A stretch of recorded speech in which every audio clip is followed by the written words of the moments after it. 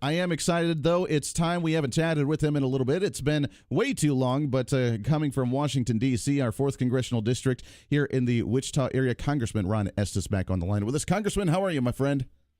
I'm doing fine. How are you doing, Andy? Hey, doing great. I appreciate you joining so early. It is it's ready to go for a nice Tuesday, and I have to say we always call it a hashtag Patriotic Tuesday, but this is one of the best Tuesdays we could have because I don't get the left. They can't admit that this is actually a good thing, but the summit yesterday with North Korea and President Trump seemed to go relatively well. What was your thoughts on it?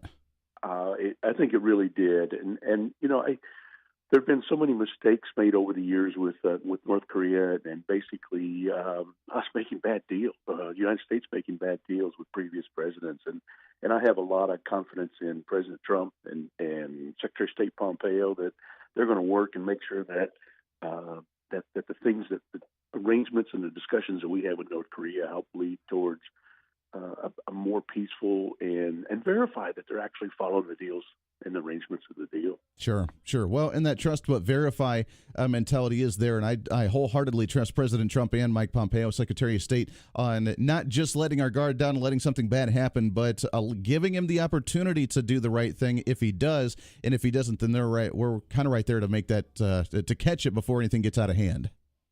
That's right. And it's kind of great to see that they're actually engaging the way they are.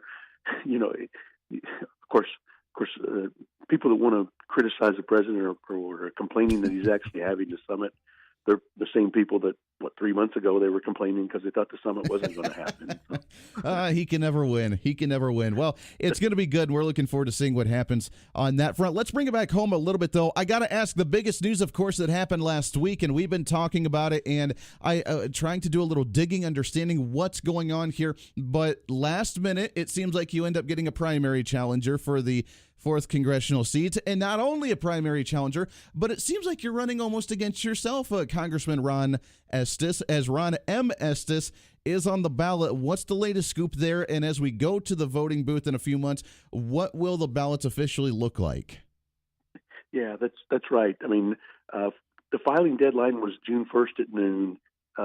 They came in and filed. He came in and filed, and I say they because I don't know who's behind this effort, but a guy by the name of Ron M. Estes, who actually I met first time about 10 years ago, so I know who he is, but he's not run for office before. So it's really, we say the M stands for misleading because really it looks like it's an attempt to try to mislead the voters and deceive them on who to vote for and how to vote. And so the Secretary of State had decided, using Kansas law, that they would list me on the ballot as Rep. Ron Estes. Kansas law says you can use a title, and he had been afforded that opportunity to have a title, like doctor or CPA or something on his listing as well. And they protested that. The Democrats protested that. Yesterday, the hearing board basically made it official that I'm going to be listed on the primary ballot as Rep. Ron Estes, and he's going to be listed as Ron M. Estes. And hopefully we can help make sure that doesn't cause confusion for the voters. What's really important, I want to make sure that we talk a lot about all the positive things that are going on, the economy that's booming, the lower taxes, the lower regulation, the rebuilding the military, all the things that we're doing that's the right thing. I don't know if you've talked about it, but in the last 7 months, in the last 49 years, only 7 months have the unemployment rate been below 4%. Sure. And 2 of those months have been the last 2 months, April and May. So we're living in unique times right now just because of the great work that we're doing with the economy, and I'm looking forward to talking about that on the campaign trail. Oh, absolutely. And I mean, we've been talking about the elections and the quote-unquote blue wave that's supposed to be sweeping the nation. And Congressman, I just don't see it. And especially with the positiveness, as you mentioned, with the unemployment rate being extremely low for everybody. If you want to look at special demographics between the African-American community, between the women demographic, between just everybody as a whole, with the economy coming back, with us beginning to repeal certain things. I mean, I don't remember the last time that we've been able to come in as an administration, as a Congress with the same party as the administration, and be able to repeal the previous administration stuff so dedicatedly for the last year. The economy's coming back. Then you see the meetings with North Korea and the positiveness happening there. I mean, if we run positive campaigns across the nation, we're not going to see anything near a blue wave, but it's going to be a red wave with even more seats being picked up, I think, from Republicans. I don't know if we'll gain seats. We may lose a couple seats, but I do not think the Democrats are going to take the House of Representatives. I think we're going to hold on to the House of Representatives. There'll probably be a net couple seats lost on the Republican side just because of the way districts are, and we've got more members that are retiring than the Democrats do. But there's actually some districts that Democrats are in now that they're retiring in, going to be open seats in the Republican districts. So we're going to pick up some seats in those areas. And so I'm looking forward to, another 2 years with a Republican majority and helping lead to continue to make sure the economy grows. One of the things that is so important about that is you think about what the Democrats' first 3 votes will be if they get the majority in the House. One will be to elect Nancy Pelosi Speaker. The second vote will be to raise taxes again. And the third vote will be to start impeachment proceedings against President Trump. And we're going to work really hard to keep that from happening. Well, that's I can't see that being a successful campaign tactic to think that that's what people actually want to vote on. So I find it quite comical. But you're right. I mean, and I'm glad that to hear that you're going to be running a positive campaign as I kind of anticipated that you would. Do we know what the platform is from Ron M. Estes? Has he made I checked his website a few days ago, and it was just the one page of just the press release of announcing he was going to run, which not only that, but I heard, at least from the Secretary of State's office as well, that he's not going to be allowed to use the campaign slogan, that what he was trying to do, of the real Ron Estes, and that's going to be taken off his campaign. But I don't know his tactic. I don't know his platform. I don't know his campaign. I don't know his slogan. I don't know what he's actually running on. Do you? I don't either. I think it is just misleading, trying to deceive the voters. In fact, he and his wife have donated thousands of dollars over the years to the Democratic Party, $5,000 or $6,000 over the last 8 or 10 years to the Democrat Party, Democrat candidates, including my opponent from last year. Mm-hmm. And so, I mean, I just think if they're going to do that and run as Republicans, they shouldn't be supporting the Democrats that they're running against. Well, that's true. And you're right. And just to clarify, I'm glad that you brought that up, is that you will be on the ballot as Rep. Ron Estes, while he will be on as Ron M. Estes. So hopefully that will clear some of that up. Talking about some of the positive news, let's shift gears a little bit to some of the debates coming up. I know that we focused on it, and I've been excited about the upcoming appropriations debates on what we can do to start trimming some of the budgets and some of the debates that will be happening up there. Talk about some of the $15 billion budget rescissions and what we could see in some of the money that may be coming out of the federal budget, which would be some really good news. Again, something else to campaign on. It really will. I'm a big advocate of let's get back into the rescissions process. During every president from Jimmy Carter all the way through Bill Clinton had numerous rescissions during their terms. In fact, literally it totaled up hundreds over the years. And basically what a rescission is just it's looking at a current program, looking at a program that doesn't make sense. It was useful years ago maybe, but doesn't make sense now. Or it was a program where we appropriated $100 million, and by the time we finished the work, we only needed $75 million. So there's an extra $25 million sitting over there. And I'm a big advocate of let's go back and get rescissions going. Of course, President Bush and President Obama didn't do any rescissions when they were there. And so what we've seen in the last 2 administrations is the debt just skyrocket because they're not focusing on how do we contain spending. And, $15 billion isn't going to balance the budget, but it's at least a starting point, and it gets things moving forward. It's things we're not using, like an energy program, a little under $5 billion that hasn't been used since 2011. And there was $148 million that was set aside for the avian flu back in 2015 and wasn't ever needed. There was money for the CHIP, the Children's Health Insurance Program, set aside for that. Well, we've just reauthorized CHIP for 10 years, the longest period of time it's ever been authorized for, and funded that. So we don't need to have that money set aside from the previous authorization. So we've now got to move forward, and we need to do more procedure. I'm looking forward to getting this one passed, and that's starting a whole new process of doing a whole lot of rescissions, a whole lot of spending. Sure. When I look at one of our biggest long-term threats for a country is our debt, and we can't continue to spend more money than we bring in. It's already $21 trillion for the national debt, and basically we're funding our lifestyle by mortgaging our kids and grandkids' future, and that's a sad thing. Yeah, we definitely have to work on that one, but it's been going on for a really long time, and as you mentioned, I mean, it's something that is not going to be done overnight. $15 billion is nice, but it's not something that's going to fix things overnight. It's going to be that long process, and I really hope that we're able to maintain some type of majority or some type of control in order to continue this, because as you mentioned, just sitting down for appropriations processes, we have not seen that in a really long time because we're so accustomed now to just doing the annual omnibus bills. That's right. And it's really, I know there's 51 Republicans in the Senate, but that's really not working control of the Senate because the Democrats have been dragging their feet on everything over there.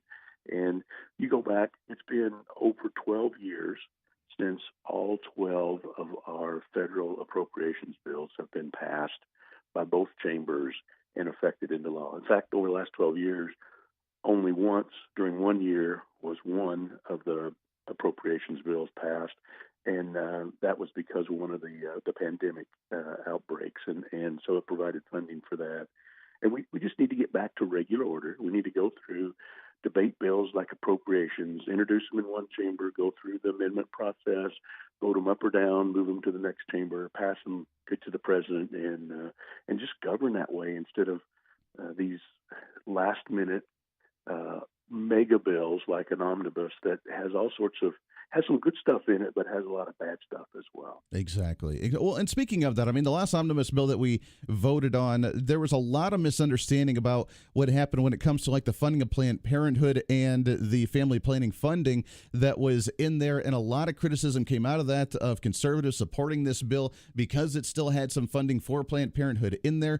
But I know that was what it did. What is it allowed the opportunity for the president to begin stopping the funding on his level, because so far beforehand it was tied up prior. Where are we at right now when it comes to that family planning funding and the potential of that actually going away to where we're not funding Planned Parenthood as we had before?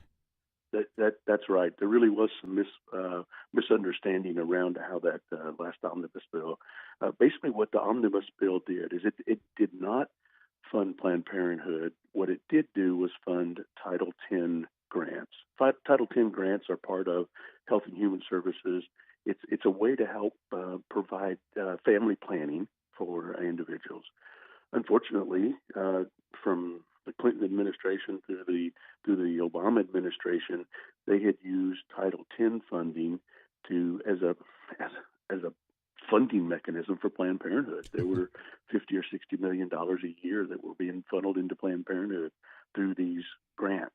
And basically what President Trump has said is that he did not want to use fund Planned Parenthood, fund abortion through these Title X grants. It wasn't outlawed in the omnibus.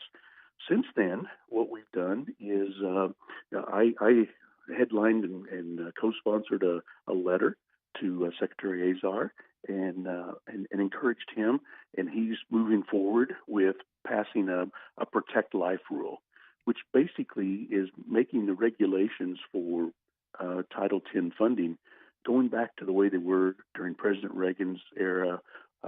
Things have been they'd already been signed off by the Supreme Court as these were appropriate regulations. And so basically the regulations will prohibit anybody who's an abortion provider from getting Title X grants. That if you are an organization that does abortions, you have to have a separate facility.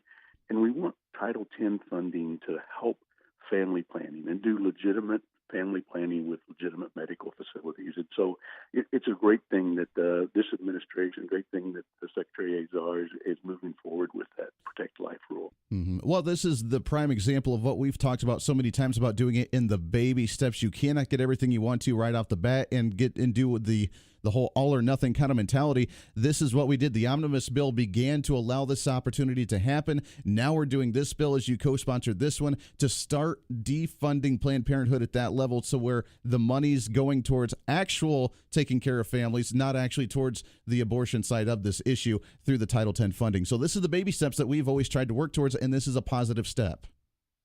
That's right. And, as you mentioned, the Democrats are very good at starting those baby steps. They're very good at starting a program with very little money to start with and then making it grow over the years. And we've got to use that same approach to actually cut that spending down and reduce that. We're always going to have spending for the federal government. I mean, there is a role for the federal government, but it should be minimized, and it's ballooned out of control, and we've got to move it down. We've got to figure out all sorts of ways to end programs that outlive their usefulness, programs that aren't effective, and let's make sure we get our own house in order and manage the taxpayers' money like we have to manage our own family's money. Exactly. Congressman Ron Estes, we got about a minute left before we're going to let you go here, but I do want to ask you, there's been the rumors and the whispers and the hush-hush about an immigration reform bill. Do you have any details on that? Do you know what's coming out of it? It sounded like at first that it wasn't going to be the biggest positive move when it comes to immigration reform, but what have you heard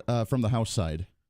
So we're really trying to work forward. The Senate tried several months ago, and they couldn't come up with anything that they agreed to.